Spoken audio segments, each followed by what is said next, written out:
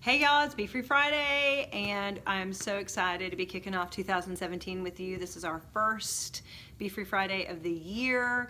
We kicked off a new podcast series on Monday, and Monica and Amber and I are so excited to get going with 2017 and see all that it has to hold. As many of us do at this time of the year, we are always looking at New Year's resolutions and fresh starts to a new year, having to lose the 5 pounds that we gained over the holiday season, whatever it is.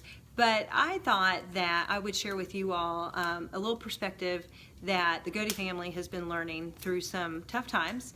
Sometimes we find that if we can change the way we're thinking about something, that it can change the way we feel about something. And so the thing that we're trying to realize is that what can sometimes seem like something being done to you, like why is God allowing this to happen to me?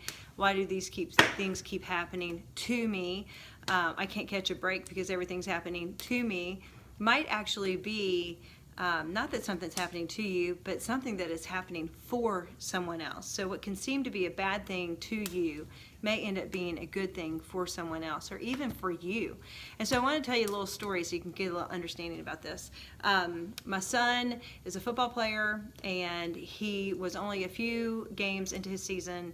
He had gotten hit pretty hard, took himself out of the fourth quarter, which is totally unlike him, and had a lot of pain the next week. So I took him to urgent care, and we got the devastating news that he had cracked a rib. And the doctor was like, listen, I'm just going to be honest with you, he might be out for the rest of the season because it could be 6 weeks of healing, and there were only 6 weeks left in the season. And this was coming on the coattails of him having missed last year's baseball season because he had labrum surgery. And we've been so careful about pitch counts and all these crazy things. It happened in football. So we were devastated because the thought of him having to miss one season of baseball and then turn around and having to miss a season of football back to back was quite disappointing. And this was really a big year for him, just with some opportunities, and so we were just devastated this had happened. And up to this point, I had experienced everything with great faith and hope and belief in God, that there's a reason for everything, and all things work together for good, and all those verses that you tell yourself when things aren't going right to try to make yourself feel better. But there's a lot of truth to those verses, and I'm gonna wrap around to that in a second. In any event, because of the cracked rib, he had to miss the next game. And there was a kid on our team who, he plays, but he got to play a lot in the game that Rylan missed out on. And he had a phenomenal game.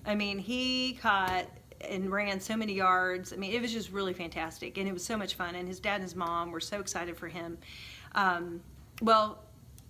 Fast forward to the next week, Rylan goes to our orthopedic surgeon and finds out that his rib is not cracked. And it was a misdiagnosis. And he didn't really have to miss that game. Fast forward a few more days, we're back at practice, and this kid that had played and had a phenomenal game and had such a great experience, his dad had unexpectedly passed away. Rylan comes home that night, and he sits down at the dinner table, and he says to Chris and I, hey, you know what, guys? Had I not been misdiagnosed, then my buddy would not have had the opportunity to play in that game as much as he did. He would not have had the experience that he got to have with his mom and his dad, and he would not have had that opportunity of celebration and excitement for how great of a game this kid had. It was a great game. And in that moment, it hit us that, you know what? It's so easy to be devastated at things that don't go our way. It's so easy to get caught up in what's happening to us and how it's affecting us and what's not fair to us, that we don't stop to think sometimes that maybe our misfortune is because God is actually doing something really good and really cool in somebody else's life. And we don't know that because we don't have the mind of Christ. We don't have the mind of God. We have our mind. We see the world from a horizontal plane. God sees the world from a vertical plane, and he sees how what he's doing is going to affect the entire story and not just our little dot on our story.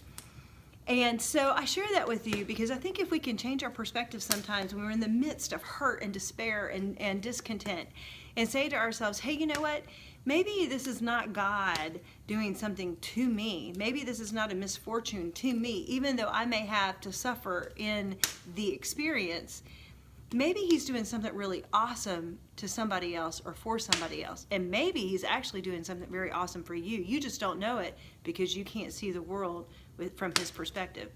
In Isaiah 55, it says, just as the heavens are higher than the earth, so are my ways higher than your ways, and so are my thoughts higher than your thoughts, declares the Lord.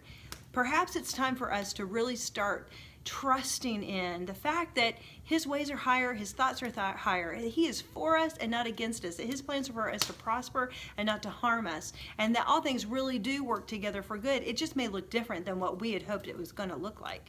That doesn't mean that we have to lose faith and lose trust, because he's awesome. He's God and he's got it. So I just want to encourage you with that going into 2017. Something may not be happening to you. It may be happening for you or for someone else. So rest in that.